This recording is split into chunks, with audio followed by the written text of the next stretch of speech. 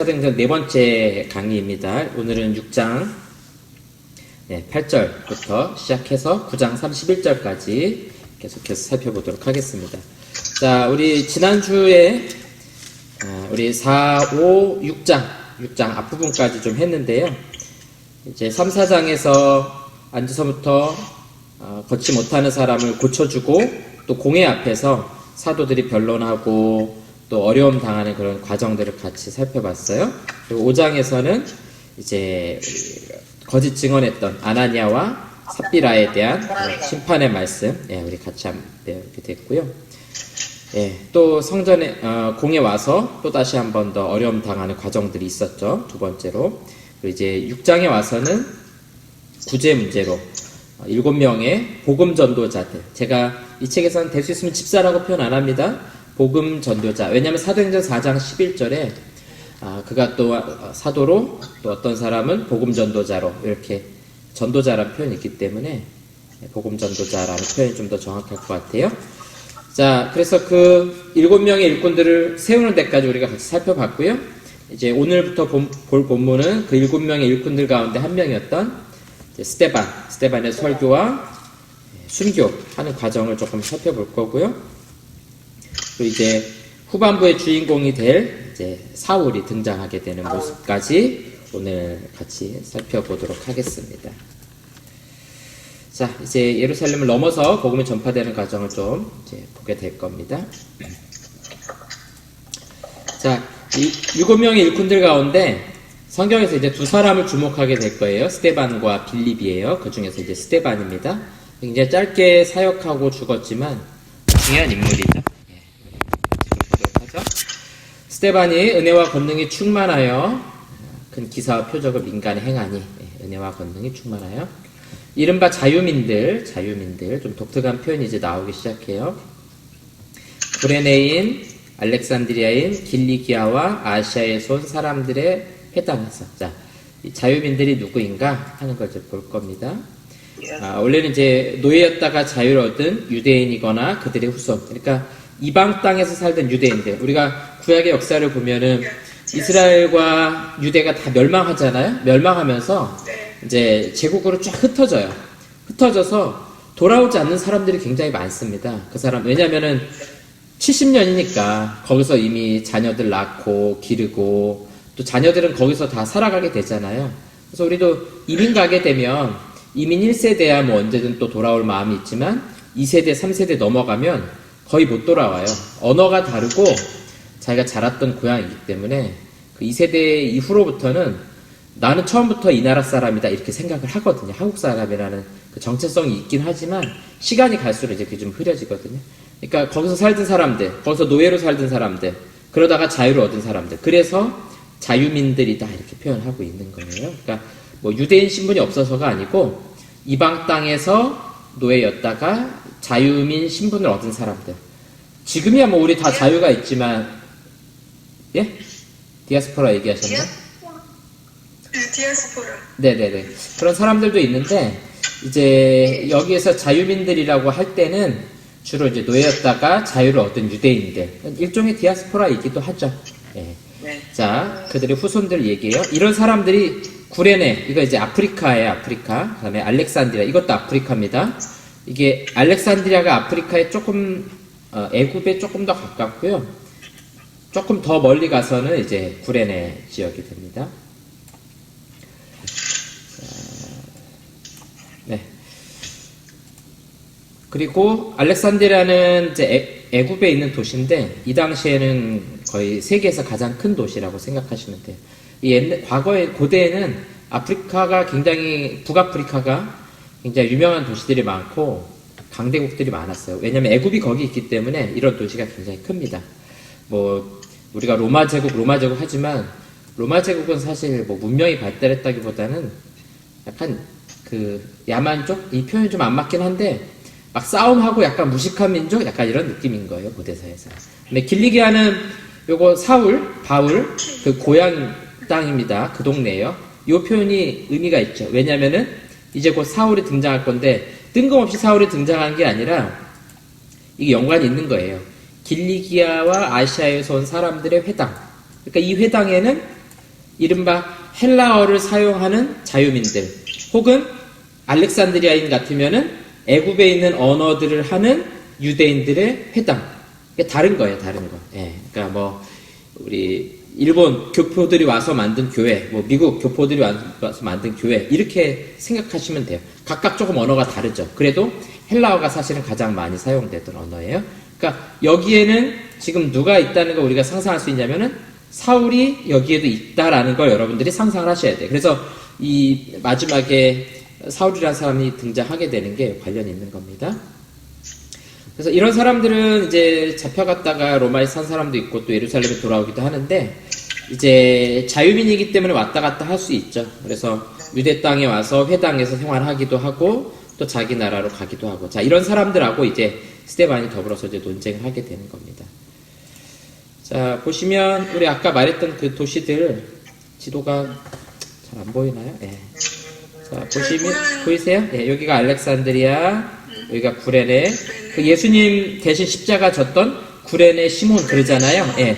그런 사람들이 바로 자유민들인 거예요. 그래서 이런 구레네에 살다가 예루살렘에 와서 성지 순례하고 다시 돌아가고 이런 사람들을 말하는 거죠. 그 다음에 길리기아는 이쪽 동네입니다. 이쪽 동네. 이제 여기가 좀 지어볼게요. 보시면 이게 터키 땅이잖아요. 터키 땅에 이렇게 큰 산맥이 있어요. 산맥이 있어가지고 여기로 이렇게 넘어가는 관문이 이렇게 있거든요. 예. 우리로 치면 무슨 추풍령 이런 데 넘어가는 그런 길이에요. 자, 요 동네가 길리기아입니다. 길리기아와 그 다음에 아시아니까 이쪽 땅이죠. 그러니까 이 제국의 사방에서 흩어져 살고 있는 유대인들, 그런 사람들이 예루살렘에 와서 사는 사람도 있고 아니면은 성지순례 오는 사람들도 있죠. 이제 우리가 회당에 대해서 조금 이해할 필요가 있는데, 회당 좀 뒤에서 보겠지만 회당은 말씀만 읽는 공간은 아니에요. 굉장히 그 여러 가지 역할들을 하고 있는데, 우리 그 유해진 성도님이 지금 이제 미국에 살다가 잠깐 들어오셔서 강의 듣고 계신데, 아마 그 유학 가신 분들은 잘 아시겠지만, 예를 들어서 한인교회다 그러면 한인교회가 하는 역할이 주일날 예배만 드리는 게 아니거든요. 예. 또 뭐 하겠어요?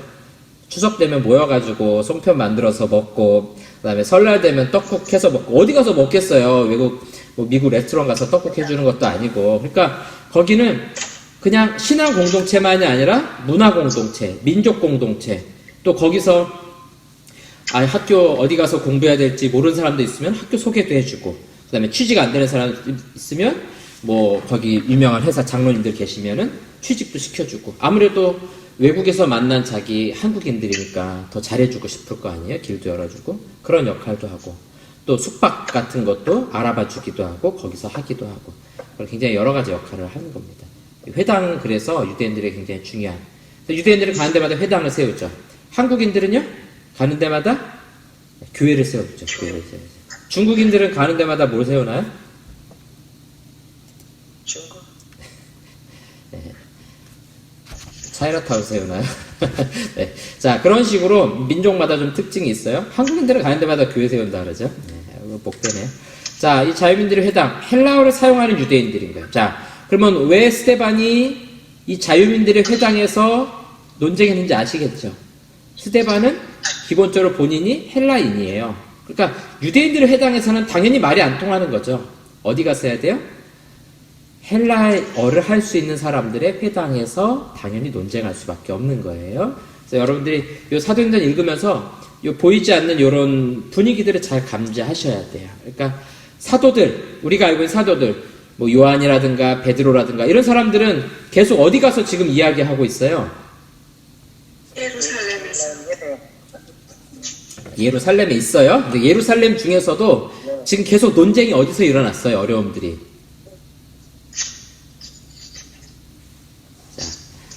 자, 회당이요? 자, 그 유대인들한테는 예루살렘에서 회당이 의미가 없어요. 회당은 이방 땅에서 우리가 신앙생활을 잘 하기 위해서 유대인 공동체들이 만든 공간이에요. 뭐가 없어서 그걸 만들겠어요? 성전이 없기 때문에 만드는 겁니다. 성전이 없기 때문에 회당은. 그쵸? 그러면 예루살렘엔 성전이 있죠? 그러니까 유대인들이 회당을 만들 필요가 없어요. 성전에 올라가면 돼요. 그래서 베드로와 요한이 어디 올라가다가 나면서부터 못 걷게 된 사람 만났어요? 성전. 성전에 올라가다가. 근데 성전에는 어때요? 누가 못 들어옵니까? 이방인이 못 들어와, 이방인. 그러니까 스데반은 성전에 못 들어가요. 당연히 어디 가서 논쟁을 하겠어요? 디아스포라 유대인들, 자유민 유대인들이 모여서 만든 회당. 왜냐하면 이 자유민들도 성전 안에 들어가는 것이 불편해요. 왜냐하면 자기들 신분이 유대인이 아니고 완전한 이방인이면 그 성전에 못 들어가는 거예요. 그렇기 때문에 회당, 그 바깥에서 논쟁하고 있다는 거죠. 자, 정리를 잘 하세요. 네. 요거 성전에, 예. 예루살렘 성전 안에도 이방인의 뜰이 맨 가장자리로 있잖아요. 예. 거기서 이방인들도 예배를 드린다고. 네. 그렇지만 그 성전은 결국 그 유대인들의 공동체예요. 유대인들의 공동체. 그렇죠. 거기서 공동체를 형성할 수 있는 게 아니라 와서 성지 순례도 하고 뭐 나름대로 예배도 드리고 하지만 거기서 자기네 어떤 민족 공동체를 이루어 가지고 예를 들어서 알렉산드리아에서 온 출신들의 이방인들이 거기서 모여서 같이 어떤 공동체를 형성하거나 그건 안 되거든요. 그러니까 결국 자기네 공동체를 만들 수 있는 회당을 만들어서 거기에 들어가기도 하고, 뭐 성전에 올라갔다 올 수 있죠. 그렇지만 주로 활동하는 것은 회당이 되는, 이건 공동체적인 개념이에요. 성전은 유대인들 공동체가 항상 들어가고 나오고 거기서 변론도 하고 편안하게 할 수 있는 곳이지만 이방인들에게는 거의 불편한 곳입니다. 거기는. 네. 자, 여기 길리기아 있었다는 거 기억하시고, 헬라어로 논쟁했다는 거. 스데반은 이 사람들과 헬라어로 논쟁한 거예요. 베드로와 요한은 성전에서 당연히 그들의 언어, 히브리어보다는 아람어로 이야기하고 말했겠죠. 여기서는 헬라어로 서로 이야기했다. 분위기를 잘 파악하세요? 아시겠죠? 네. 네. 자, 회당, 이제, 시나고그라는 건데, 모임이란 뜻이에요. 여기 보시면, 이제 대략 그려놓은 건데요. 이렇게 모여가지고, 여기 그냥 벽만 있는데, 요런데 이제 성경책 같은 것들이, 이제 우리처럼 이런 책은 아니고, 두루마리들 이렇게 말려서 들어가 있으면, 당연히 70인역에 이런 것들은, 이방 땅에는 그 유대인 성경, 히브리어 성경이 거의 없어요. 히브리어 성경 못 읽어요, 기본적으로. 그러니까, 그 다 번역된 70인역, 헬라어로 번역된 그런 성경 두루마리를 꺼내서 읽고, 그 가운데서 율법 교사들이라든가, 바리새인들이라든가 이런 사람들이, 소위 랍비라는 사람들이 읽고 풀이도 해주고, 그러면 서로 여기 있는 사람들이 변론하기도 하고 이야기하기도 하고 토론하고, 우리처럼 이제 성경 공부하듯이 이렇게 이야기하는 겁니다. 자, 성경 읽고 논쟁하는 역할만 하지 않아요. 디아스포라 유대인들을 위한 투숙, 또 여행 정보 제공 이런 것들도 하고요. 또 핵심 모임 장소예요. 무슨 일 있으면 유대인들은 다 회당에 모여가지고 하는 거죠. 네. 동네 마을회관 같은데 여기가 완전히 우리 한인교회 역할을 생각하시면 회당의 역할에 대해서 잘 아실 수가 있습니다. 그러니까 예루살렘에 있는 회당들은 디아스포라 유대인들을 위한 회당, 또 각 도시마다 가면은 유대인들의 회당이 계속 있어요. 사도행전 우리 끝날 때까지 도시마다 유대인들의 회당이 계속 있다는 걸 우리가 보게 될 겁니다. 이 유대인들의 공동체다 하는 걸 여러분들이 이해하시면 되겠어요. 자, 백성과 장로와 서기관들을 충동시켜 잡아가지고 공에 이르러. 자, 이제 스데반하고 같이 이야기하는데 뭐 이기지 못하는 거예요. 네, 그래서 11절에 여기 11절 안 나왔는데 11절에 보면 사람들을 매수하여 말하게 하되 이 사람이 모세와 하나님 모독하는 말을 하는 것을 우리가 들었노라 하게 하시고, 그 다음에 백성과 장로와 서기관들을 충동시켜 잡아가지고 와서, 이 자유민들이 자기들이 못 이기니까 유대인들 공동체, 그 중에서 공회, 우리 산헤드린, 우리 지난번에 봤었죠? 가장 중요한 의결기관이죠. 예수님도 잡혀서 여기서 재판받았잖아요. 여기 데리고 오는 거예요. 그래서 어떻게 합니까? 거짓 증인들을 세우고 이르되 이 사람이 이 거룩한 곳과 율법을 거슬러 말하기를 마지 아니하는도다. 자, 두 가지에 대해서 지금 고발했어요. 하나는 이 거룩한 곳, 이거 어디겠습니까? 이게 성전입니다. 성전. 그다음에 율법을 거슬려 말하기를, 뭔가 율법과 안 맞는 이야기를 하고 있다는 거죠. 그 다음에 그의 말에 나사렛 예수가 이곳을 헐고 성전을 헐고 또 모세가 우리에게 전하여준 규례를 고치겠다 함을 우리가 들었노라. 이게 이제 거짓 증인들이 하는 얘기예요. 스데반이 실제로 했다기보다는 이제 거짓 증인들을 세워서. 근데 뭐 틀린 내용 아니죠. 왜냐면은 결국 복음이라는 것이 다 같은 내용들이기 때문에, 예수님이 전한 내용이기 때문에. 자, 우리가 들었노라 이렇게 말하죠. 자, 우리가 들었노라, 들은 사람, 이게 뭐예요? 이게 바로 증인입니다. 예, 거짓 증인이죠. 증인, 이게 증인의 역할이에요. 들은 것을 지금 말하고 있는 겁니다. 들은 것을 말하는 사람이 증인. 그래서 여기 우리 두 가지 증인에 대해서 볼 수 있어요. 거짓 증인, 예수에 대해서 거짓말하는 사람들, 또 사도들에 대해서 거짓말하는 사람들, 거짓 증인이죠. 참된 증인은 뭐예요? 예수의 죽음과 부활을 증언하는 사람, 생명의 복음을 전파하는 사람. 이렇게 우리가 좀 구분해서 볼 수 있겠죠. 자, 이 공회 중에 앉은 사람들이 스데반을 주목하여 보니 그의 얼굴이 천사의 얼굴과 같더라. 천사의 얼굴과 같더라. 자, 볼까요? 거룩한 곳에 대해서는 우리 예수님께서 이렇게 말씀하시네요. 이제 여러분들이 성경을 좀 자세히 보시면서 우리가 읽을 때 좀 놓쳤던 부분들 한번 보세요. 예수께서 대답하여 이르시되, 요한복음이에요. 너희가 이 성전을 헐라 내가 사흘 동안에 일으키리라. 그러니까 유대인들이 이 말을 듣고 말하는 거죠.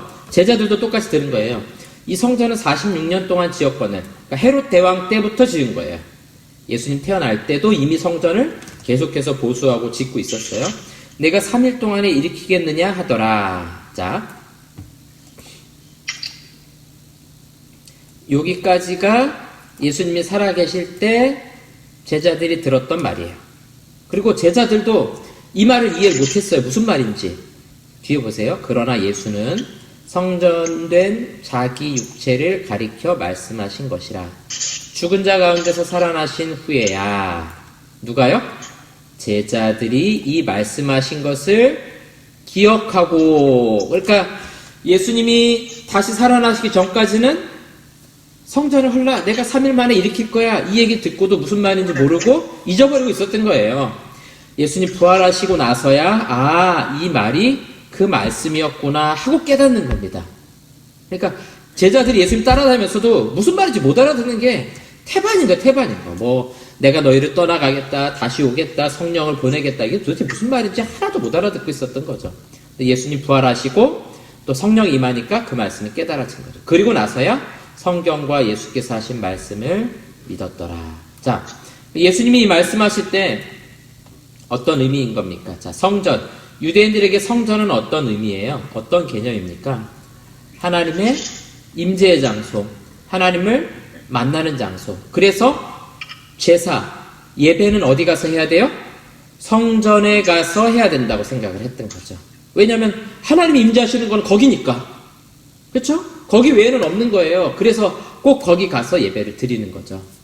그런데 예수님께서 이제 뭐라 말씀하세요? 성전된 자기 육체.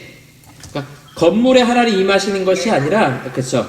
예수님 자신이 곧 하나님의 임재의 모습이다 하는 거죠. 자, 바울은 여기 제가 이제 안 넣었는데 바울은 더 나가서 뭐라고 말해요? 이 성전, 이제는 누가 성전이라고 말씀하세요? 우리가. 왜요? 우리 속에 누가 임하시니까요? 하나님이 임하시기 때문에. 네, 성령이 우리 가운데 임하시잖아요. 그 성령이 임한 사람은 하나님의 성전이 되는 거죠. 그래서 교회는 성도들의 모임. 성도들이 모이면 그곳이 바로 성전이 될 수 있는 거죠. 그렇죠? 예. 자, 더 하면 이거 이제 좀 신학으로 가니까 여기까지만 하죠. 그래서 예수님이 내가 성전이다. 이거 유대인들한테 신성 모독인 거예요. 여기서부터는. 자, 또 율법을 거슬리는 말 뭐가 있었느냐? 예수님께서 이제 제자들이 이삭을 잘라 먹죠. 안식일에. 그러니까 예수님께서 인자는 안식일의 주인이니라. 원래 안식일의 주인은 누구겠어요? 하나님이시잖아요. 하나님. 근데 예수님께서 내가 안식일의 주인이야? 이거 신성모독 아니에요, 정도면?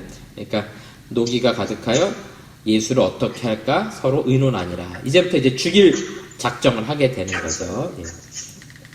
그래서 율법을 새롭게 해석해 나가시는 거예요. 또 예수님께서 율법을 완성하시겠다 이렇게 말씀하시죠. 그러니까 이 안식일이 누구를 위해 있는가? 우리가 안식일을 위해서 있는 것이 아니라 안식일이 우리를 위해 있는 것이다. 사실 이게 맞는 해석이잖아요. 하나님께서 우리한테 안식을 왜 주셨어요? 율법으로 얼굴과 매일력을 주신 것이 아니라 우리를 위해 주신 것이라고. 우리를 위해서 우리에게 쉼과 평안을 주시고 하나님 만나는 그 교제와 기쁨을 주시고 짐승과 동물이 쉬고 그 다음에 노예들이 이제 쉴 수 있는 그런 시간들이죠. 유대인들한테 이게 율법 훼손으로 느껴집니다. 그러나 예수님께서는 율법을 새롭게 해석, 새롭지만 사실은 원래 율법을 제대로 해석하신 거예요. 이게 그 말씀하시니까 유대인들이 받아들이기 좀 어려운 내용들이었던 거예요. 자, 이제 스테반의 설교를 좀 보죠. 여러분 이거 과제로 여러분들 해오시는 거죠. 1절에서부터 53절까지 다 해오셨죠? 네. 네. 너무 길어가지고 아마 네. 자, 길어서 길게 썼어요. 아 그래요? 잘하셨습니다. 자, 내용이 좀 장황해요. 자, 역사를 막 다 얘기해서 자 1절에서 50절까지가 이스라엘 역사의 이스라엘 역사. 근데 다행히 우리 한국교회 신자들이 성도들이 우리 한국의 역사보다 우리 성경의 역사를 더 잘 아시기 때문에 뭐 이렇게 어렵진 않으셨을 거예요. 아브라함부터 요셉까지의 역사, 그렇죠? 이 내용 하나님께서 아브라함을 불러내셔서 약속의 땅에 이르셨고 또 요셉 때 애굽에 내려가게 됐다. 그 다음에 하나님께서 모세 이 사람을 불러가지고 출애굽하게 하셨는데 우리 조상들이 불순종했다 하는 거죠. 그 다음에 그 이후부터 솔로몬까지 내용에 대해서 쭉 건너뛰죠. 다윗, 솔로몬 이렇게 쭉 건너뛰어요. 그러고 나서 이제 51절에서 53절이 결론이에요. 설교의 결론이죠. 결론이 아주 강력하죠. 너희가 성령을 거슬렀다. 그 다음에 너희가 선지자들을 박해하고 죽였다. 너희가 천사가 전한 율법을 받고도 지키지 않았다. 되게 기분 나빴겠죠? 그렇죠? 여러분 잘못하고 있습니다. 똑바로 하세요. 막 이런 얘기 들으면 기분 좋지 않겠죠? 핵심 문장 좀 볼게요. 영광이 하나님이 그에게 보여. 아브라함에게. 또 30절에 보니까 하나님이 너희 형제 가운데서 나와 같은 선지자를 세우리라. 이 말을 모세가 했다는 거죠. 자, 여기 보세요. 나와 같은 선지자, 이거 누굽니까? 이게 아직은 우리가 잘 안 보일 수 있어요. 그러나 모세와 같은 선지자가 구약에 있었나요? 없었어요. 예, 없었어요. 하나님을 대면하여서 만난 사람 아무도 없었어요. 그러니까 나와 같은 선지자는 결국 누구를 말하는 거냐면은 예수님을 말하는 거예요. 결국에는. 자, 나와 같은 선지자 예수님을 보내셨어요. 볼까요?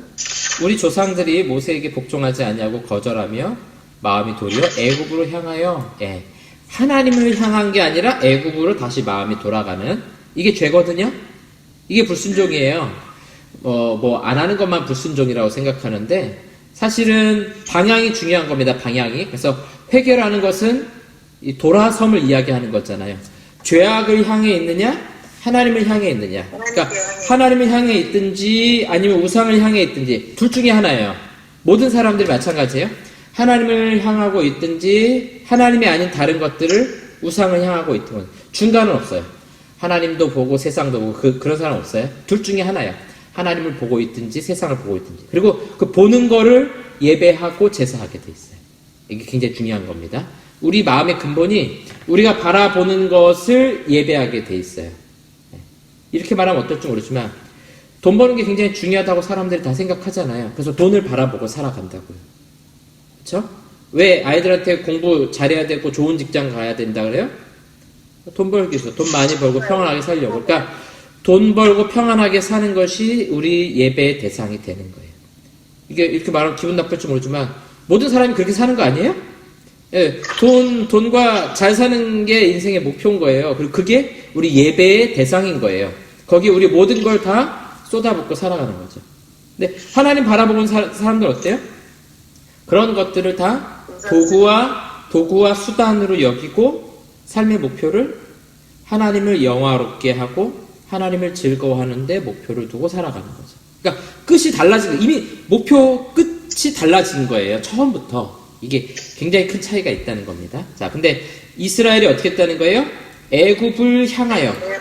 이거는 그냥 좀 더 살기 좋은 데로 갔으면 좋겠다 이게 아니고 하나님을 외면하고 애굽을 다시 바라보고 있는 거예요. 애굽은 가서는 안 되는 땅인데. 왜냐하면 아브라함도 애굽에 내려갔지만 하나님이 올라오게 하셨잖아요. 그렇죠? 이스라엘이 애굽으로 내려갔는데 요셉 때, 모세 때 다시 올라오게 하시는 거라고요. 가서는 안 되는 곳. 아주 대표적인 장소로 우리에게 말씀한 거죠. 여러분. 광야에서 뭐 했어요? 우상 숭배하는 거예요. 우상 숭배. 애굽에서 믿던 그 신들 똑같이 다시 믿고 있는 거예요. 그 다음에 이제 솔로몬 이야기하면서 하나님은 성전 안에 계신 분이 아니시다. 이게 또 유대인들을 또 분노하게 만드는 거죠. 그러면은 유대인들 열심히 성전에서 성전 중심으로 살았는데 거기 하나님이 안 계시면 우리가 지금 하나님 헛되이 믿고 있다 이 얘기 아닙니까? 성전에 항상 올라가는데 결론이 이거죠. 너희는 조상 때부터 불순종이었다. 지금도 불순종이었다. 그리고 너희는 그 하나님이 보내신 선지자들을 박해하고 죽였다. 그 얘기잖아요. 그리고 그 박해하고 죽인 선지자 중에 제일 마지막 가장 중요한 예수님을 박해하고 죽였다. 십자가. 예. 그러니까 지금도 유대인들은 하나님을 거절하고 하나님을 배신하고 하나님께로 돌아오지 않았다. 그 이야기를 하는 겁니다. 자, 이 설교 들으니까 어때요? 앞에서 했던 설교가 이게 생각이 나는 거예요. 누가 이런 설교 계속 했었어요? 베드로가 계속했죠. 너희가 하나님을 거역하고 배반했다. 하나님이 보내신 아들을 죽였다. 같은 선상에 있는 설교인 거예요. 같을 수밖에 없죠. 복음이 하나니까. 자, 이런 내용들. 결론은 이겁니다. 불순종했다. 하나님 성전 안에 계시지 않는다. 하나님 보내신 선자들을 박해하고 의인을 잡아 죽였다. 그 중에서 예수님을 죽였다. 결론, 지금도 너희는 불순종의 아들들이다. 자, 대제사장들의 반응. 우리 성경에는 마음이 찔려 이렇게 돼 있죠. 근데 이게 본 해석은 마음이 찢어져 이런 뜻이에요. 그래서 이 마음속에서 들끓는 분노의 감정을 잘 표현해주고 있고요. 이를 갈다. 이거 억울함과 분노입니다. 울며 이를 갈리라 이런 표현 있죠. 마태가 자주 썼는데 이거 억울하다는 거, 억울하다는 거. 예. 천국에서 쫓겨났을 때도 어때요? 울며 이를 갈미 있으리라. 그러니까 희한하죠. 자기들이 잘못해서 심판받았는데도 억울해하는 거예요. 억울해. 하나님에 대해서 억울해하는 거예요. 예. 이게 특징이에요.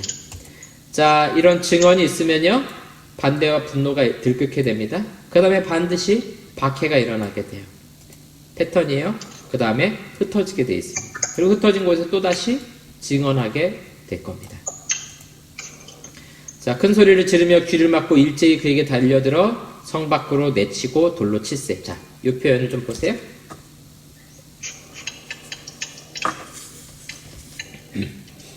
성 밖으로, 예루살렘 성 밖으로 쫓아냈어요. 쫓아내고 돌로 쳐서 죽였어요. 그렇죠? 네. 마음과 귀에 할례 받지 못한 사람들이란 표현을 이제 스테반이 사용하게 되거든요. 이게 뭡니까? 마음과 귀에 할례를 받지 못했다. 할례는 잘라버린다는 거잖아요. 바뀐다는 거거든요. 그러니까 이 사람들은 들어도 귀에 할례 받지 못했다는 거 뭐예요? 듣는 귀가 아직 변화가 안 된 거예요. 복음을 듣고도 어때요? 우리는 하나님이 여러분들 사랑하십니다. 그런 말 들으면 그 사랑에 감격스럽고 기쁘고 하잖아요. 근데 귀에 할례 받지 못한 사람 뭐라고 생각하겠어요? 하나님 있긴 어딨어. 이상한 헛소리 하고 있어. 이렇게 받아들이겠죠. 네. 이게 뭐냐면 우리 귀가 아직 변화되지 않은 거죠. 이건 뭐 우리 그냥 육체의 귀를 말하는 것이 아니라 우리의 전 인격에 어떤 듣는 것에 있어서 변화되지 않은 거예요. 그래서 마음과 귀라고 말하는 거예요. 귀라는 표현을 쓴 이유가 이거죠. 계속해서 사도들과 선지자들이 말을 하는데도 불구하고 그 말을 듣지 않아요. 거부해요. 거기로부터 계속해서 멀어지는 거고 예수님 말씀 표현에 의하면 저 바리새인들은 변화될까봐 두려워하는 자들이라고 그렇게 말씀하시거든요. 이런 사람들. 자, 이제 여기서 이제 스데반이 죽게 되죠. 이제 돌로 쳐서 죽을 때 옷을 벗어 사울이라는 청년의 발 앞에 드니라. 그래서 어떤 사람들은 이게 사울이 여기 책임자라고 말하는데 책임자 개념까지는 아니에요. 책임자 개념까지는 아니고 여기에 동참했던 사람이고 그 다음에 발 앞에 두었다라는 표현과 청년이라는 표현 쓴 거 봐가지고는 여기 지금 대제사장들 있잖아요. 대제사장들. 청년인데 어떻게 여기 그 전체 책임자가 되겠어요. 청년이라는 말을 썼다는 것은 나이 어린, 보통 18세에서 33세 요 정도까지거든요. 그러니까 이 일에 동참한 거예요. 동참했지만 뭐 같이 참여해서 망을 본다든가 아니면 거기서 이제 좀 잡다한 일들을 돕는다든가 이런 역할을 하는 사람에 해당이 되는 거죠. 어쨌든 이 일에 동참한 사람들이다. 이 후반부부터는 이제 사울이 주인공이 될 텐데 상당히 일찍 등장하죠. 7장에 여기서 등장하면서 앞으로 이 복음 사역의 미래를 딱 준비해 나가게 되는 겁니다. 자, 돌로 스데반을 치니 스데반이 부르짖어 이르되 주 예수여 내 영혼을 받으시옵소서 하고 무릎을 꿇고 크게 불러 이르되 주여 이 죄를 그들에게 돌리지 마옵소서 이 말을 하고 자니라. 자, 요 짧은 몇 구절 속에 여러 가지 지금 이미지들이 좀 담겨 있어요. 자, 볼까요? 자, 요거는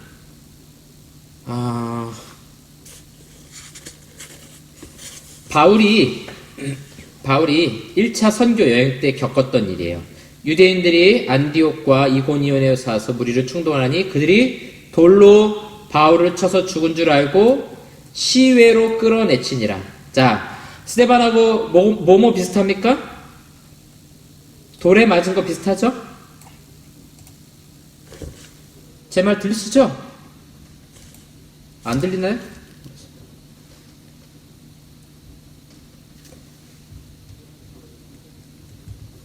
제 얘기 안 들리세요?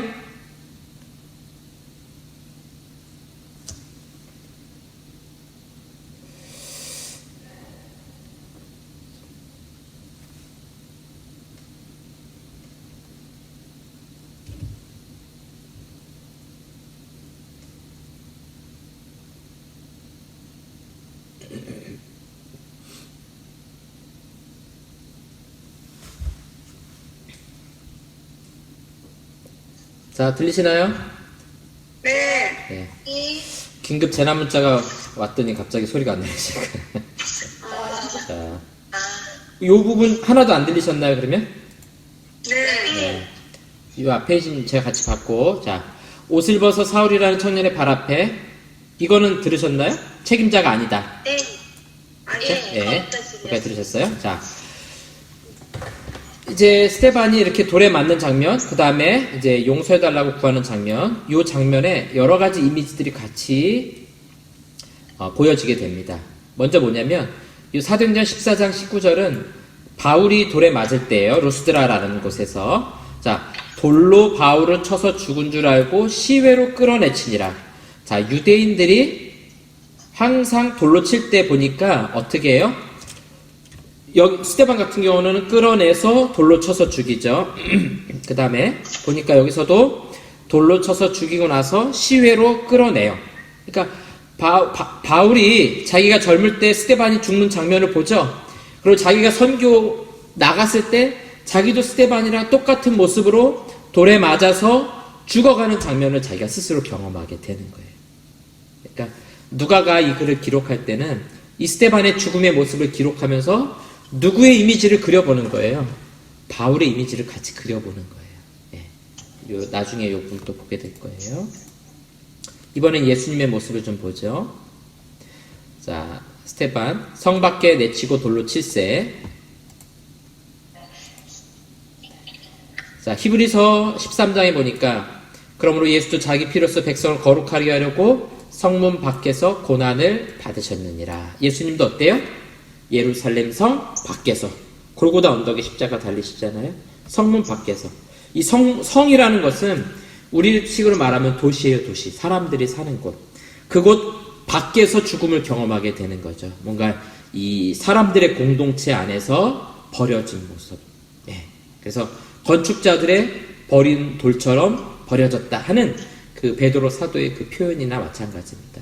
사람들에게서 버려진 모습, 외면당한 모습, 그리고 그곳에서 돌에 맞아 죽는 모습.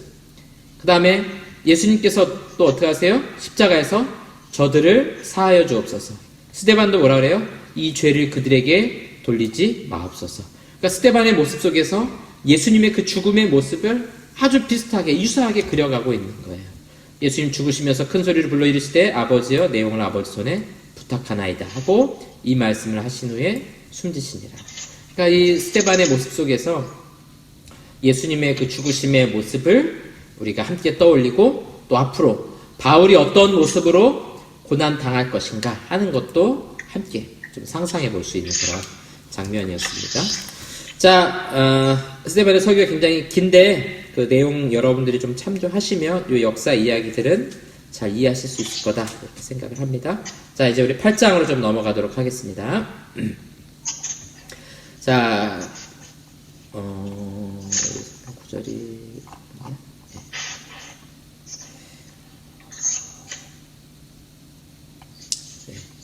여기서 마지막 구절 잠깐 좀 보면요.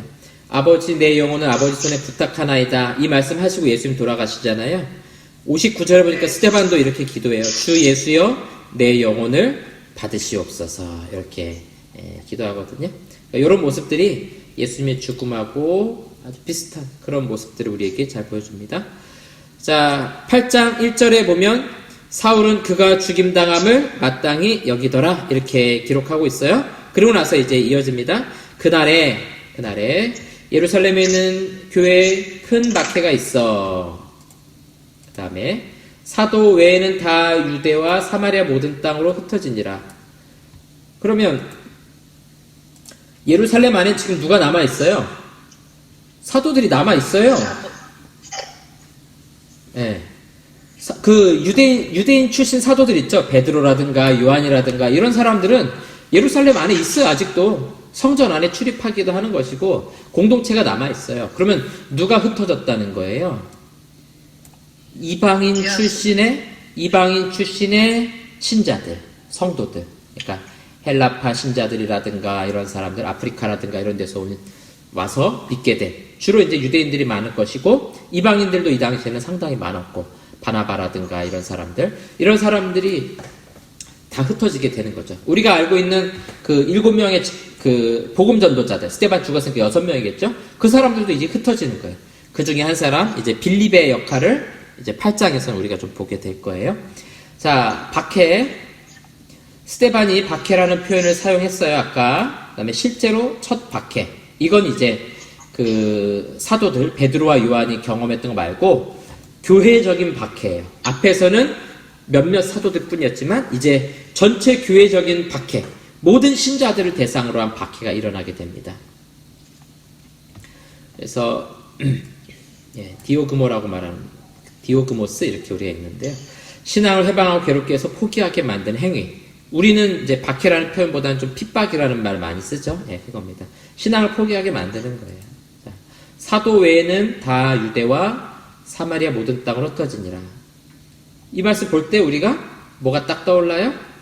사도행전 1장 8절 말씀. 오직 성령이 너희에게 임하시면 너희가 권능을 받고 예루살렘과 온 유대와 사마리아와 땅끝까지 이르러. 이 말씀대로 하려니까 진짜 유대와 사마리아로 이제 흩어지기 시작하는 거예요. 아까 우리 패턴 봤죠? 박해 다음에는 흩어짐 다음엔 다시 증언. 이렇게 패턴이 이어지겠죠? 그래서 6명의 복음전도자를 비롯한 이방인 출신 신자들이 예루살렘을 떠나게 됩니다. 그러니까 박해라는 게 나쁜 게 아니라 괴로울 수 있지만 이걸 통해서 또 복음이 이방 땅으로 전파되는 계기가 될 겁니다. 자, 아까 우리 봤던 요 말씀을 이제 이루기 위해서 이런 박해가 임하게 됐다 하는 겁니다. 자, 보시면 이제 경건한 사람들은 당연히 이방인 출신의 유대인들을 말하죠. 이 경건한 유대인들, 이런 표현이에요. 유대교로 들어온 신자들을 말하는 겁니다. 이방인이었다가 유대교로 들어온 사람들, 그러니까 헬라인들을 말하는 거예요. 이 사람들이 스데반을 장사하고 크게 울더라. 자, 사울은 교회를 잔멸할세. 대단하네요. 계속해서 신자들을 없애려고 그러죠. 남녀를 잡아다가 옥에 넘기고. 그러면서 이제 많은 사람들이 흩어지는 거죠. 흩어진 사람들이 두루 다니며 교회의 말씀을 전할세. 자, 제가 이 밑에다가 이 두 가지를 좀 의도적으로 같이 놨어요. 지금은 달라요. 사울이 하는 역할이 다르고 흩어진 사람들이 하는 일이 다르죠. 네, 이렇게 제가 두 개를 배치하면서 지금은 서로 다른 일을 하고 있지만 이제 9장이 지나가게 되면 사울이 뭘 하게 돼요? 자기가 이제 나서서 복음을 전하는 일로 바뀌어지게 되겠죠. 마태복음 23장에 보니까 예수님께서 그러므로 내가 너희에게 선지자들과 지혜 있는 자들과 서기관들을 보내매 너희가 그 중에서 더러는 죽이거나 십자가에 못 박고 그 중에 더러는 너희 회당에서 채찍질하고 이 동네에서 저 동네로 따라다니며 박해하리라. 누가 이렇게 한다는 거예요? 유대인들이 너희에게 대해서 제자들에게, 이때는 이제 제자들에게 하신 말씀이니까 이런 박해가 따를 것이다 이렇게 이미 예고하셨다는 거죠. 그 다음에 베드로 사도는 나중에 베드로전서에 이렇게 말하네요. 그러나 선을 행함으로 고난을 받고 참으면 이는 하나님 앞에 아름다우니라. 이를 위하여 너희가 부르심을 받았으니 그리스도도 너희를 위하여 고난을 받으사 너희에게 본을 끼쳐 그 자취를 따라오게 하려 하셨느니라. 자, 이거 뭡니까? 자취를, 예수님이 가셨던 그 길을 너희도 따라오게 하신다, 따라가게 하신다. 이게 본받는다 이런 뜻이거든요, 사실은. 그러니까 예수님이 가신 그 길을 너희도 고난받으면서 그대로 따라가게 하셨다. 우리가 왜 산길이나 이렇게 풀숲, 뭐 늪지 이런 데 있을 때 보면은 어디를, 이제 군대에서도 이제 그런 훈련 받았는데 좀 잘 모르는 처음 가는 길이라든가 바닥이 어떤지 모를 때, 특히 이제 뭐 지뢰도 있고 이런 데서는 반드시 앞사람이 갔던 그 발자국, 앞사람이 밟았던 땅을 밟게 해요. 그래야만 거기 지뢰가 없는 거 우리가 확인하고 갈 수 있잖아요. 그 마찬가지예요. 예수님이 가셨던 그 발자국을 너희도 한 발 한 발 따라서 가게 하신다. 그래서 우리에게 이런 고난 주시는 거다. 이렇게 말씀하는 거죠. 자, 이제 빌립이, 여기서 말하는 빌립은 예수님의 제자 빌립이 아니고 복음 전도자로 세운 7명 가운데 한 사람 빌립을 말합니다. 사마리아 성으로 갔어요. 사마리아 성으로. 이제 예루살렘에서 도망한 거죠. 그래서 사마리아로 가가지고 보세요. 이제 성경에 들어있지 않지만 이 표현이 우리는 아주 그냥 자연스러워, 그랬나 보다 뭐 이렇게 생각해요. 근데 여러분 생각해 보세요. 우리 집사님 한 분이 여기서 걸어서 평양까지 갔습니다. 어떠세요? 갈 수 있어요? 못 가잖아요. 못 가요. 고난의 길이에요. 아니, 한국인은, 대한민국 사람은 못 넘어가요. 근데 보면 이제 북한도 외국 사람들 막 여행하고 그러거든요. 한국인들은 거의 못 가는데 외국 사람들 막 여행해요. 왜냐면은 한국 국적이 아닌 사람들한테는 일정 허용이 되는 거예요. 자, 사마리아라는 곳은 우리가 이제 복음서에서 보셔서 알겠지만 예수님이 사마리아로 갔을 때 사람들이 다 의아하게 생각했다고요. 유대인들은 사마리아 사람들 상대하지 않아요. 가지 않는다고요. 그럼 누가 복음을 전할 거예요? 유대인들은 전할 수가 없어요. 그래서 이 이방인, 헬라인 출신의 복음 전도자를 세우시는 거죠. 그래서 이 헬라인 출신 사람으로 하여금 아무 거리낌 없이 사마리아에 들어갈 수 있는 겁니다. 그래서 이 사도행전의 복음 전파가 결국은 유대인들이 할 수 없는 것들이고 이방 출신의 신자들, 이방 출신의 기독교인들이 땅끝까지 복음을 전하는 이 사명을 감당할 수 있게 되는 겁니다. 자, 사마리아 성에 가서 그리스도를 전파합니다. 무리가 빌립의 말도 듣고 행하는 표적도 보고 한 마음으로 그가 하는 말을 따르더라. 많은 사람에게 붙었던 더러운 귀신들이 크게 소리를 지르며 나가고 또 많은 청풍병자와 못 걷는 사람이 나으니 그 성에 뭐가 있었어요? 큰 기쁨이 있더라. 자, 사마리아 성에 큰 기쁨이 있었어요? 이 표현은 뭐겠어요? 이거 성령의 열매입니다. 성령이 임했을 때 오는 특징, 기쁨이 충만한 것이죠. 기쁨이 충만. 네. 그래서 다윗도 시편에서 자주 고백하잖아요. 네, 기쁨이 충만. 근데 이제 그 당시에 사울 왕에서 성령이 떠나가니까 어때요? 악신이 들어오게 되는 걸 볼 수 있죠. 그러니까 성령이 충만하지 않은 사람에게는 당연히 악신이 들어오는 것이고, 악신이 떠나가고 성령이 충만한 사람에게는 기쁨과 평안이 임하는 것이고, 성경에 자주 나오는 이런 표현들이에요. 자, 여기서 한 사람을 만나요. 시몬이라는 사람을 만나게 됩니다. 제가 여기 마구스라고 해놓은 것은 이거 마술사라는 뜻이에요. 마술사. 예수 그리스도 이렇게 표현하듯이 시몬 마구스, 요건 이름, 요건 마술사 직분을 말하는 거예요. 마술을 행하여 요 마구스라는 말은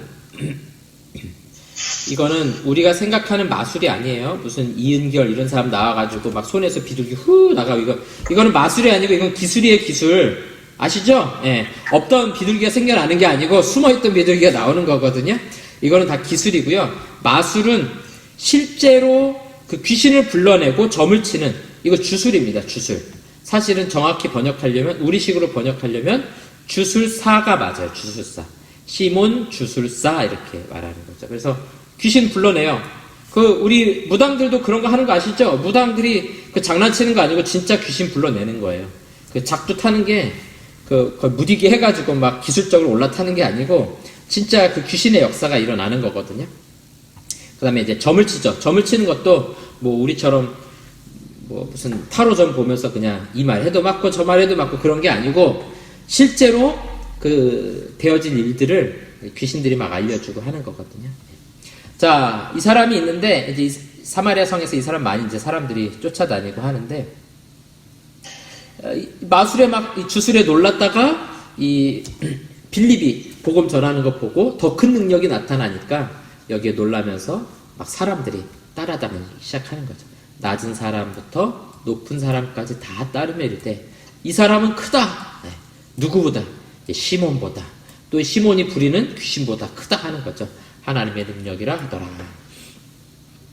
오랫동안 마술에 놀랐으므로 그들이 따르더니 그 다음에 시몬도 믿고 세례를 받은 후 전심으로 빌립을 따라다니며 그 나타난 표적과 능력을 보고 놀라니라. 자, 시몬도 세례를 받았네요. 예.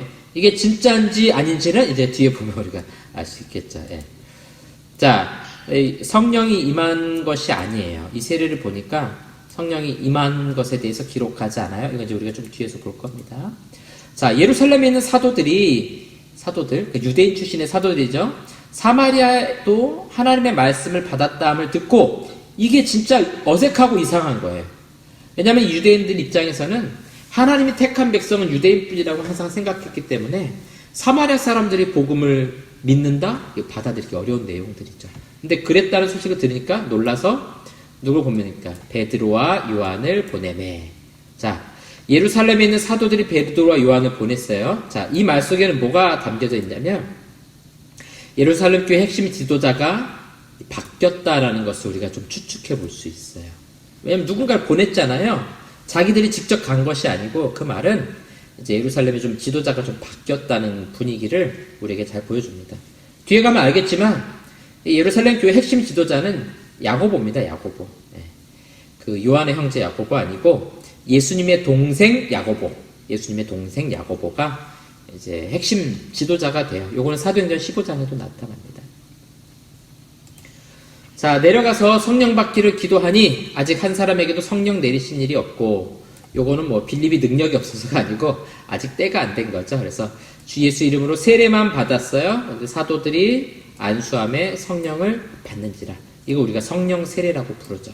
성령의 충만함, 성령 세례. 믿는 자들에게 이런 것들이 나타나기 시작하는 겁니다. 자, 근데 시몬은 조금 달라요. 사도들이 안수로 성령 받는 것을 보고 돈을 주죠. 돈을 줘요.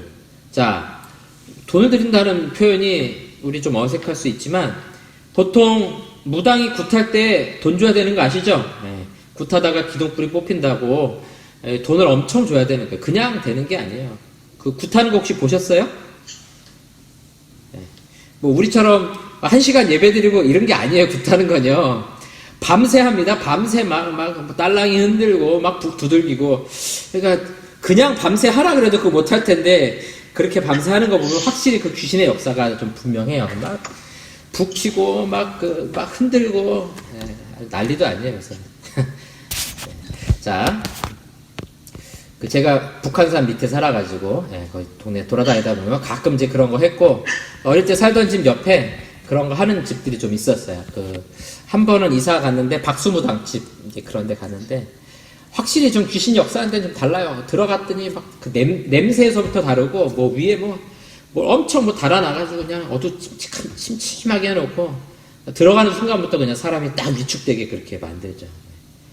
교회는 어떻습니까? 들어온 순간부터 아주 밝죠?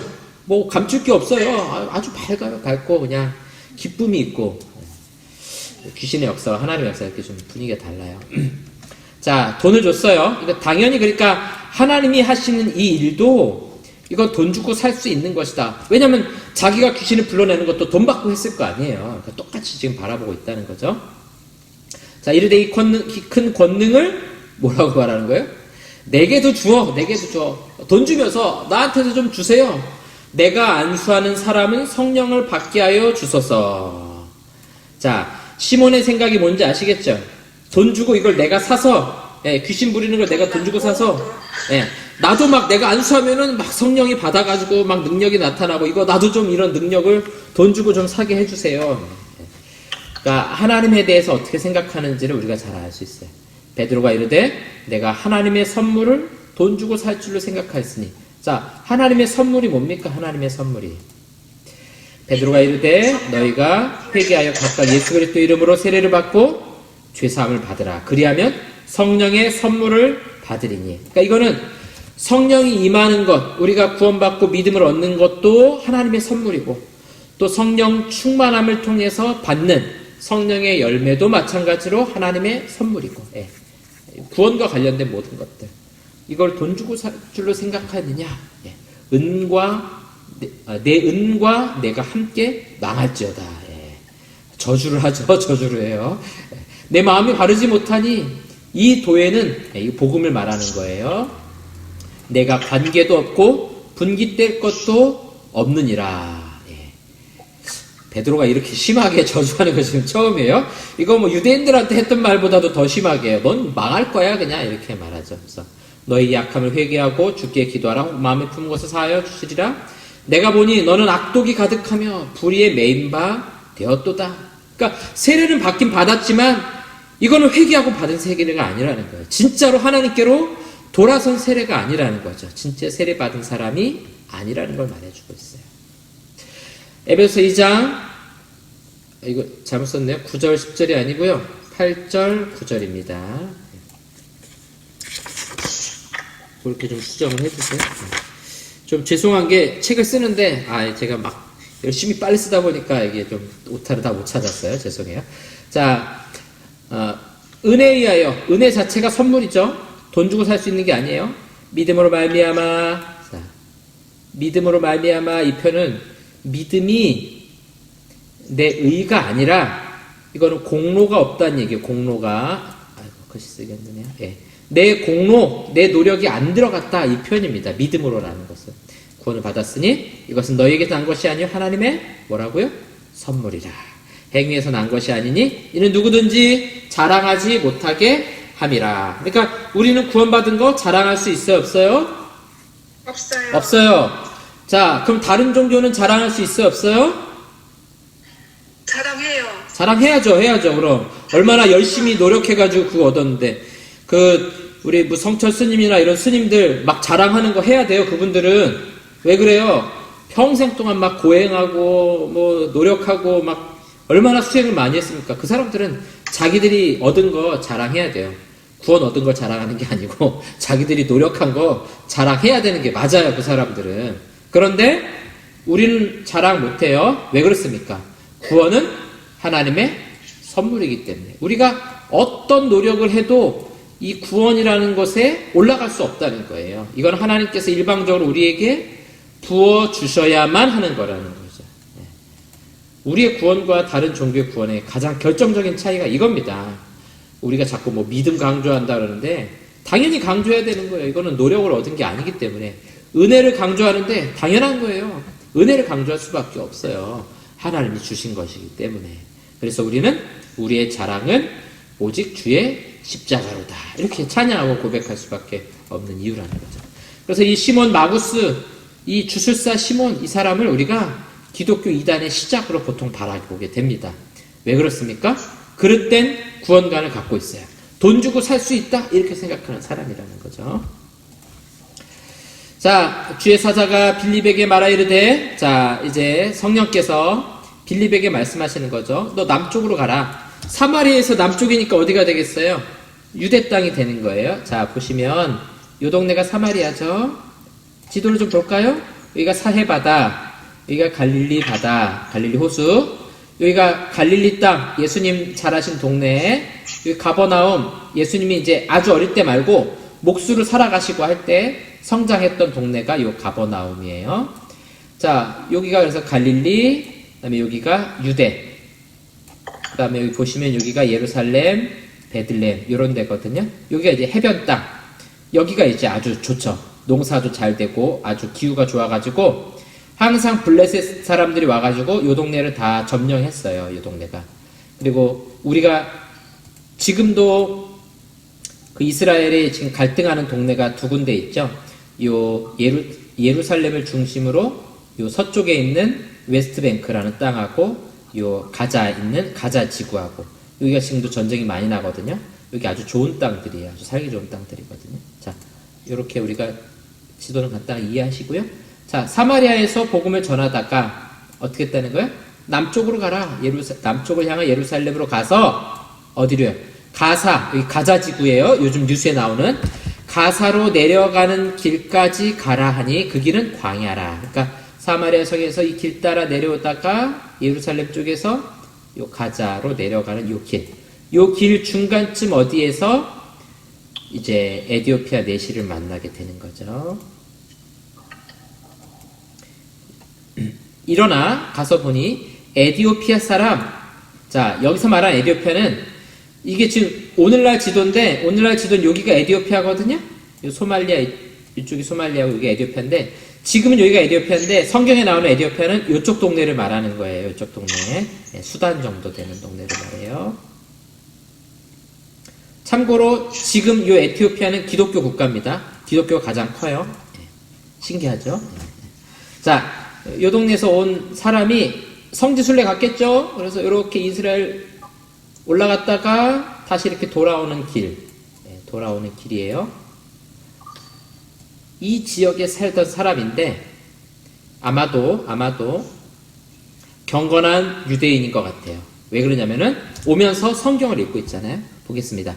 에디오피아 여왕 간닥의 모든 국고를 맡은 관리인 내시가, 우리 그 조선왕조에 나오는 그런 마마 이런 내시 생각하시면 안 돼요. 이 사람들은 굉장히 높은 직위에 있는 사람이에요. 이 사람은 관리 공무원이라고 생각하셔야 돼요. 아주 그 장관쯤 되는 국고를 맡았으니까 내무부, 지금은 내무부 장관 없죠.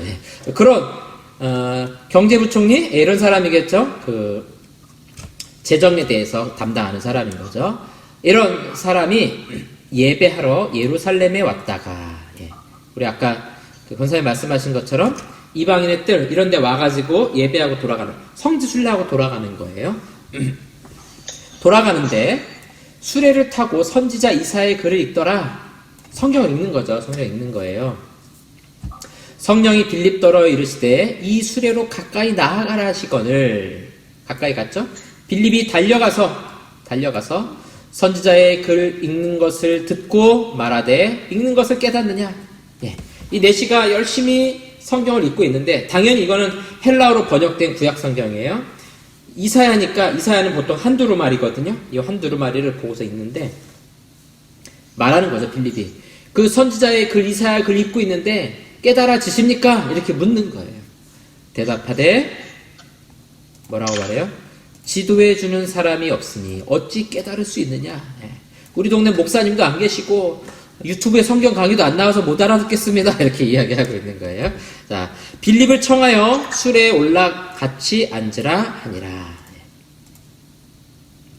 읽는 성경 구절은 이것이 일렀으되, 자, 이제 여기서부터 내시가 읽고 있는 성경의 내용입니다. 그가 도살자에게로 가는 양과 같이 끌려갔고 털 깎는 자 앞에 있는 어린 양이 조용함과 같으니, 아마 좀 교회 생활 한참 하신 분들은 이것 딱 읽는 순간에 어딘지 아마 대충 이해를 하실 겁니다. 정확하게 뭐 잘 몰라도 그 부분이구나 이해하시겠죠.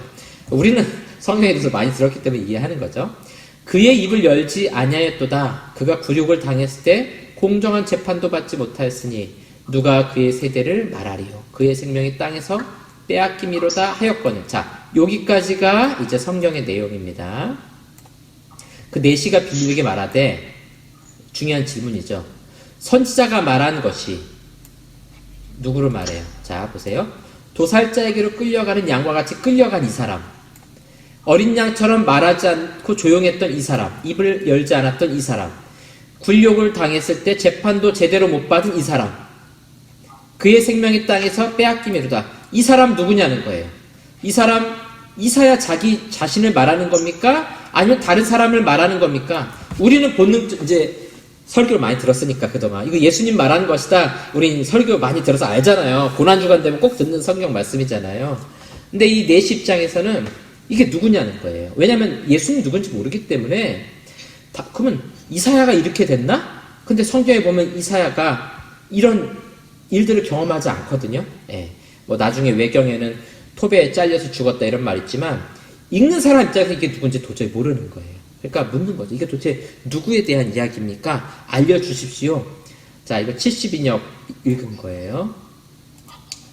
자, 이사야서 53장 7절부터 있는 말씀을 이게 잘 요약한 거죠.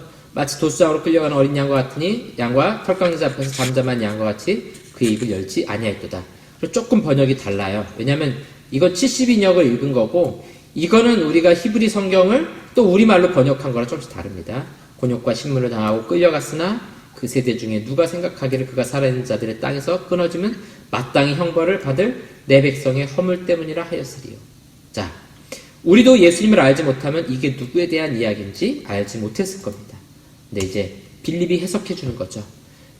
이 글에서 시작하여 예수를 가르쳐 복음을 전하니. 그러니까 짧게 말하고 있지만 이 성경이 말씀하고 있는 하나님이 보내신 자 메시아 예수에 대해서 자세하게 설명을 해주는 거죠.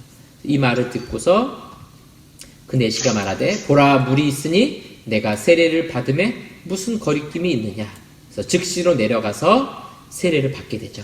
빌립과 내시가 둘 다 물에 내려가 빌립이 세례를 베풀고 물이 있으니까 이때는 아마 침례처럼 했겠죠. 둘 다 물에서 올라올새 주의 영이 빌립을 이끌어간지라. 내시는 기쁘게 길을 가므로 아까 서마리아 성에도 복음이 전파되니까 큰 기쁨이 있었죠. 내시도 예수님 믿으니까 뭐가 있어요? 기쁨이 있는 거야. 기쁨이. 예. 그를 다시 보지 못하니라. 그러고 나서 서로 이제 헤어지게 되는 겁니다. 자, 그래서 고난받는 종 나사렛 예수 그리스도에 대한 말씀을 전하고 세례를 받게 됩니다. 그러니까 죄사함을 얻는 세례, 자기 죄를 회개하고 예수님을 나의 구주로 믿고 고백하는 그런 의식을 치르게 되죠. 자, 그 다음에 빌립이 이제 성령이 빌립을 이끌어 가시는데 아소도에 나타나 여러 성을 지나다니며 복음을 전하고 가이사랴에 이르니라. 자, 이제 저도 좀 이번에 성경 연구하면서 좀 이제 그냥 좀 넘어갔는데 이제 나중에 이게 또 연결이 되더라고요. 자, 이제 우리 아까 요 지도였는데 자, 여기서 세례를 줬어요. 빌립이. 그리고 나서 어디로 갑니까? 아소도라는 이게 아스돗 지방인 것 같아요. 여러분들 그 사무엘 선지자 당시에 이제 블레셋 땅에 그 하나님의 괴를 잃어버리잖아요. 그때 막 5 도시를 막 하는데 그 중에 하나가 이 아스돗도 있었거든요. 블레셋 사람들이 다스렸던 땅이죠. 여기서 여러 성을 지나다니며 복음을 전하고, 그러니까 이쪽을 가면서 있었던 여러 도시들의 복음을 전했겠죠. 그러고 나서 어디로 갑니까? 가이사랴라는 바닷가에 있는 도시로 갑니다. 이 도시는 굉장히 큰 도시예요. 나중에 우리가 바울이 선교여행 마치고 올라올 때 여기 자세히 한번 볼 겁니다. 저도 이번에 좀 연구하면서 다시 한번 이 부분을 보게 됐는데 여기 가이사랴에 총독의 관저가 있어요. 그래서 실제로 이 가이사랴에 가면은 거기서 이제 발견된 돌 중에 본디오 빌라도라는 이름이 새겨진 돌이 있어요. 유적으로. 그러니까 본디오 빌라도가 뭐 예수님 재판하고 막 그랬지만 기본적인 총독 관저는 가이사랴에 있었다 하는 겁니다. 그러면서 유대 땅 전체를 다스리는 역할을 하는 거죠. 헤롯 궁도 여기에 있어요. 네, 여기 아주 국제 항구 도시입니다. 그리고 십자군 전쟁 때도 여기서 이제 막 해전을 하게 되거든요. 그 해전을 했던 성곽도 여기에 있습니다. 훗날에 고넬료가 이거 이제 10장에 나오거든요. 베드로를 불러서 복음을 듣게 돼요. 근데 고넬료는 경건한 하나님을 섬기는 경건한 사람이라고 했거든요. 고넬료가 어떻게 뜬금없이 여기서 하나님을 잘 믿고 있었을까요?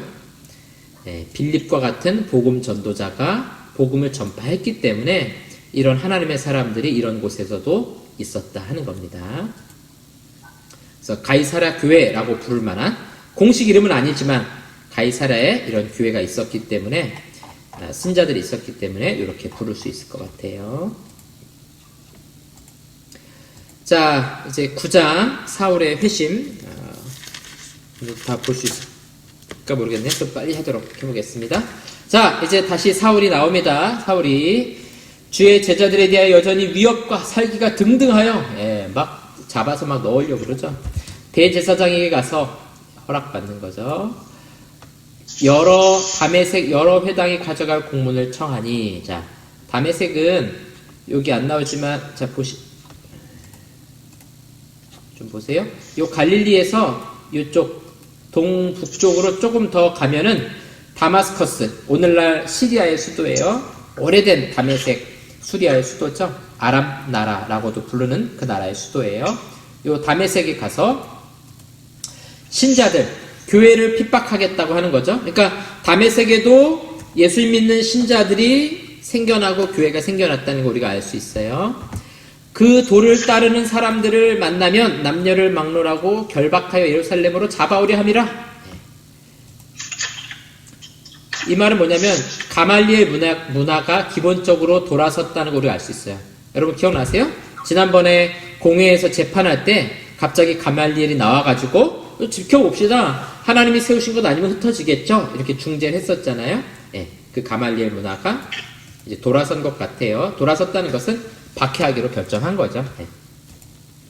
자, 다메섹에 있는 여러 회당에 가서 이제 잡아오겠다는 거죠. 여기 유대인들의 회당, 소위 자유민들의 회당 또는 디아스포라 유대인들의 회당, 이런 회당이에요.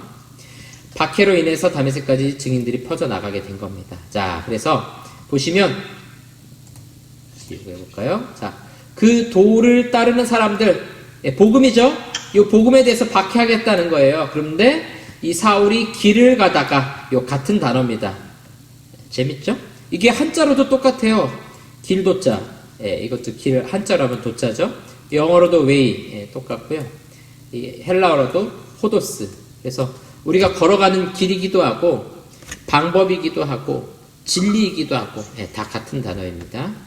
그래서 이 도를 박해하려고 가는 그 길에서 예수님을 만나게 되는 거죠. 자, 호련히 밝은 빛이 비치더니 사울아 사울아 내가 어찌하여 나를 박해하느냐.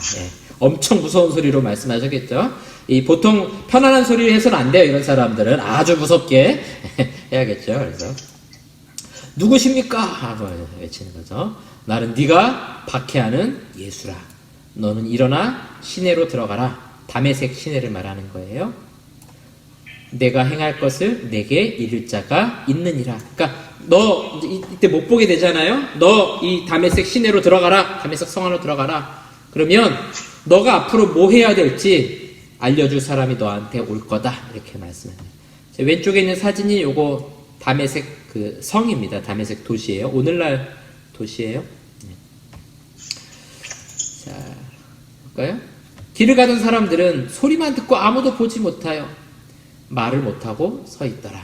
소리는 들었지만 제대로 이거 무슨 일이라는지 못 듣는 거죠. 천둥 소리 같은 소리만 들리는 거죠.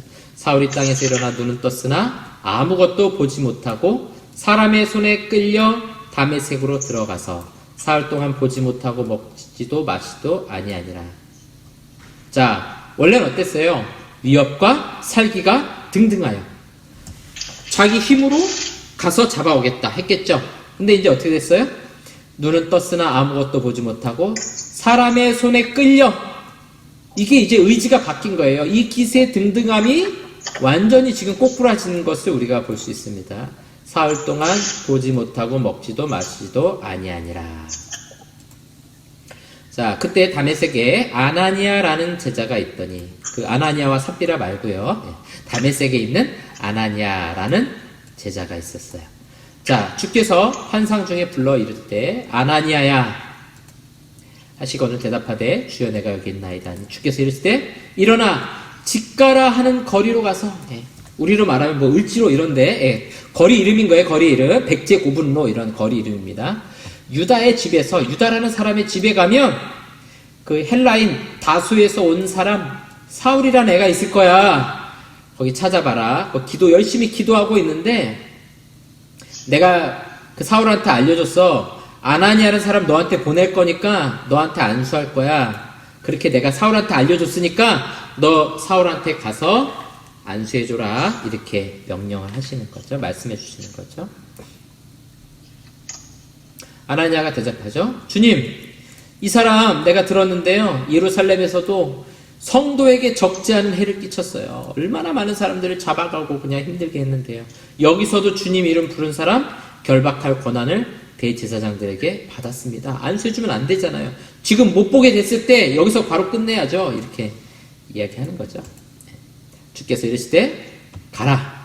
이 사람은 내 이름을 위하여 이방인과 임금들과 이스라엘 자손들에게 전하기 위하여 택한 나의 그릇이라. 그가 내 이름을 위하여 얼마나 고난을 받아야 할 것을 내가 그에게 보이리라 하시니. 예. 그러니까 3일 동안 안 못 보고 기도하고 있을 때 뭐 하고 있었을까요? 뭐 하고 있었을까요? 그때 그 순간이 굉장히 중요한 순간이에요. 사울은 이제 요 뒤부터 갑자기 이제 예수님을 믿게 되고 여러 가지로 바뀌게 됐거든요. 그러니까 이 3일 동안 안 못 보고 기도하고 있을 때 하나님의 계시를 받게 되는 아주 충만한 계시, 성경에 다 기록되지 않은 하나님의 계획, 구원 계획과 뜻, 자신이 받아야 될 고난들, 예수님 어떤 분이신가, 또 어떻게 살아야 되는가, 이런 하나님의 계시들을 받게 되는 시간입니다. 자, 여기서 택한 나의 그릇 이렇게 말합니다. 스케위오라고 하는데 우리로 말하면 그냥 사발, 밥그릇 이런 겁니다. 뭔가를 담는 거죠. 담는 거. 그러니까 뭘 담는 거예요? 복음을 담는 그릇으로. 이 표현이 우리 신자들의 정체성을 아주 잘 보여주고 있습니다. 우리는 뭐예요? 복음을 담는 그릇이에요. 그릇. 그릇 자체가 능력 있거나 힘이 있는 것이 아니라 그 안에 담긴 것이 중요하죠. 담긴 것이. 제가 이렇게 물을 컵에 담아가지고 이제 마시면서 강의하는데 이 종이컵에 물이 담기면 생명의 물이 되는 거고 강의할 때 유익을 주는 물이 되는 거예요. 그러나 여기에 지저분한 것들을 넣으면 쓸모없는 것이 돼버리는 거예요. 그러니까 그릇은 뭘 담느냐가 굉장히 중요한 거거든요. 근데 주님께서는 사울을 이제 그릇으로 택하셔서 뭘 담는 거예요? 내 이름을, 예수님의 이름을 이방인과 임금들과, 그쵸? 나중에 이거 황제 앞에 서게 되거든요.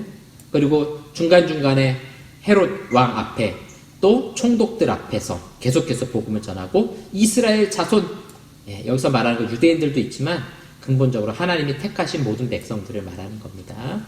복음을 전할 나의 그릇으로 내가 택했다. 이게 이제 바울 자신에게도 자기 정체성이 돼요. 그래서 로마서 11장에 보면 내가 이방인인 너희에게 말하노라. 내가 이방인의 사도인 만큼, 이게 자기 정체성이에요. 유대인들의 사도들은 많이 있어요. 지금 예루살렘 안에 12명이 있어요. 그 사람들은 유대인들을 위해서만 사역하는 사도가 됐어요. 그런데 이방인을 위해서는 나를 사도로 부르셨다. 그래서 자기가 마지막 사도라는 정체성을 갖고 있고요. 이방인을 위해 부른 사도라는 직분에 대한 정체성을 아주 분명하게 가지고 있습니다. 그래서 고린도전서 15장에 보니까 맨 나중에 만삭되지 못하여 난 자 같은 내게도 보이셨느니라. 이게 바로 자기가 사도가 됐다는 증거예요. 왜냐하면 사도들은 누구예요? 예수님이 사역할 당시에 따라다니면서 예수님이 불렀던 제자를 사도라고 불렀다고요. 근데 나중에 그 바울을 공격하는 사람들이 그러거든요. 당신은 예수님 사역할 때 있지도 않았고 예수님 만나지도 않았고 예수님의 제자도 아니었잖아요. 이렇게 공격할 때 무슨 말이냐? 나 다메섹 가는 도중에 예수님 만났다. 그리고 나를 사도로 부르셨다. 그게 자기의 아주 분명한 정체성이에요. 계속 이 얘기를 여러분들이 이제 우리 나중에 그 복음 서신서들 같이 읽게 될 거거든요. 그때 보시면 왜 자꾸 자기가 사도라고 말할까? 여러분 제가 여러분들 설교할 때 여러분 저 목사입니다. 이 얘기 자주 하나요? 안 하죠. 그냥 안녕하세요 저 강석훈 목사 이렇게만 말하지. 저 목사예요. 저 신대원 102기고요. 2009년도에 졸업했습니다. 이런 얘기 안 한다고요. 왜 그래요? 그거 가지고 저 공격할 사람이 없기 때문에 그래요. 만약에 누가 당신 목사 아니지 않아? 이렇게 말하면 제 목사 안수 증명서 이렇게 띄워주겠지만 그런 공격할 일이 있으면 얘기하지 않는다고요. 근데 바울이 계속 이 이야기를 한다는 거는 계속해서 공격한다는 거예요. 뭐 이 당시에 예수님 만나 증명서를 뭐 제출할 수 있는 방법이 뭐 어디 있어요? 뭐 구청 가가지고 증명서를 제출할 거예요? 뭘 할 거예요? 그런 거 없기 때문에 이런 공격이 계속 있어요. 그래서 자기를 어떻게 표현하냐면 만삭되지 못하여 난 자 이렇게 표현해요. 이게 뭐예요? 원래 아기가 엄마 뱃속에서 10달 있다 태어나야 되잖아요. 정상적으로. 근데 자기는 예수님이 처음에 불렀던 12제자로 부름받은 게 아니라 예수님께서 특별한 때 자기를 만나 주셨다라는 거죠. 그래서 나는 정상적으로 사도로 부름받지는 못했습니다. 그렇지만 내게도 보이셨느니라. 그렇지만 나를 사도로 불러주셨습니다. 그래서 나는 사도 중에 가장 작은 자입니다. 왜냐하면 3년 동안 예수님 따라다닌 거 아니었잖아요. 게다가 하나님의 교회를 박해했죠. 또 사도라 칭함받기를 감당하지 못할 그런 자기의 허물이 있었다는 것이죠. 예. 이건 단순히 그냥 겸손함의 표현이 아니에요. 실제로 자기가 예수님 박해했던 것들을 생각하면 이렇게 고백할 수밖에 없는 거죠. 예. 그리고 여기서 이제 우리가 뭐 본문의 내용하고 좀 별개로 여기 보세요. 하나님의 교회 이 표현이 뭐예요? 하나님이 세우신 교회들, 신자들, 믿음의 공동체를 말하는 거죠. 예. 이걸 가지고 이단 하나님의 교회가 교회 이름은 진짜 하나님의 교회라고 써야 됩니다. 이렇게 말하는데 그거 웃기는 얘기예요. 여러분 교회 성경에 나오는 교회라는 표현이 얼마나 많습니까? 수십 번 나와요. 그 중에 하나님의 교회는 손에 꼽을 만큼밖에 안 나와요. 그걸 가지고 하나님의 교회라는 명칭이 맞다는 게 말이 됩니까? 이거는 수식어예요. 하나님의 백성들. 교회라는 표현 자체가 에클레시아, 백성들의 모임이란 뜻이에요. 이거는 이단들이 자기 이름을 쓸 수 없는 표현인 건데 이걸 갖다 쓰고 있는 거예요. 성경 연구 좀 똑바로 하고서 뭐 이단을 하든지 그렇게 하라고 해줘야 돼, 그 사람들이. 자, 보세요. 유대인 출신 사도들이 있어요. 이 사람들은 박해 중에도 예루살렘에 머물렀어요. 그렇죠? 정체성이 한계가 있어요. 유대인들만이 구원받은 사람들이라는 한계가 있어요. 언어의 한계가 있습니다. 헬라어 못한다고 이 사람들은. 아람어밖에 못해요. 예. 제가 설교하려면 한국어로 설교해야지 중국어로 저는 설교 못합니다. 예. 번역기 쓰든지 해야 되지. 그게 우리 한계라는 거죠. 예. 그런데 사울은 어때요? 근본 로마인입니다. 헬라 문화권에서 자라났어요. 바리새인이에요. 율법에 정통할 뿐만 아니라 헬라인들에게도 복음을 전할 수 있고 로마에 가서도 복음을 전할 수 있다는 것이죠. 그래서 이방인의 사도로 부름을 받았다는 자기 정체성이 있는 겁니다. 자, 이런 차이가 있어요. 아이고, 오늘 다 못하겠네요. 이거 너무 키면 안 되는데. 예. 자, 아나니아가 떠나 그 집에 들어가서 그에게 안수하여 이르되 형제 사울아. 예, 표현이 바뀌었죠. 형제 사울아. 원래는 이 박해자 이렇게 나왔어야 되는데 형제라고 부르네요. 내가 오는 길에서 나타나셨던 예수께서 나를 보내어 너로 다시 보게 하시고 성령으로 충만하게 하신다 하니. 자, 이거 안수하면서 이렇게 기도하는 거죠. 그랬더니 즉시 사울의 눈에서 비늘 같은 것이 벗어져 다시 보게 된지라. 자, 아나니아가 안수할 때 어때요? 비늘 같은 것이 벗어졌어요. 이거는 육체적으로 진짜 벗어진 사건일 수 있어요. 그러나 누가가 이 글을 기록할 때 더 중요한 건 뭐예요? 영적인 눈을 뜨게 됐다는 겁니다. 이거는 대놓고 쓰는 것이 아니라 아주 우회적인 문학적인 그런 비유의 표현이죠. 지금까지는 어때요? 예수님 안 보여요. 근데 비늘이 벗어지니까 영적인 눈을 뜨면서 영적인 세계, 하나님이 살아계신 것과 예수님이 우리 위해 십자가에 죽으시고 다시 살아나신 것이 보여지게 되는 거죠. 그래서 우리는 모두가 다 하나님을 보는 사람들이에요. 안 믿는 사람들이 하나님 눈으로 본 적 있어요? 네. 그거는 정말 아무것도 모르는 겁니다. 여러분, 우리 눈에 보이는 게 다예요? 전파 이런 거 우리 눈에 다 안 보이잖아요. 적외선, 자외선, 초음파 눈에 안 보이는 게 훨씬 많아요. 우리는 자외선 그 좁은 주파수 안에 있는 것밖에는 못 봐요. 나머지는 아무것도 다 못 보는 거예요. 네. 그러니까 하나님을 우리는 보고 있는 겁니다. 영적인 눈을 떠서 보기 시작하고 있는 거죠. 자, 세례를 받고요. 음식을 먹고 강건해집니다. 바울도 이 세례를 받는 이 의식에 같이 참여했다는 거예요. 네. 여기까지만 할까요? 오늘은 22절이죠. 예. 즉시로 각 회당에서 예수가 하나님의 아들이심을 전파하니 듣는 사람이 다 놀라 이르되 이 사람 예루살렘에서 교회 다니는 사람들, 예수님 믿는 사람들 잡아가지고 옥에 넣던 사람 아니야? 깜짝 놀랐죠. 갑자기 며칠 만에 이렇게 바뀌었으니까요. 그리고 여기 온 것도 그들을 결박하여 대제사장들에게 끌어가고자 함이 아니냐 하더라. 사울은 힘을 얻어 더 예수를 그리스도라 증언하여. 자, 이제 중요한 표현이 나왔죠. 사울도 뭐가 됐어요? 이제 증인이 됐습니다. 증인.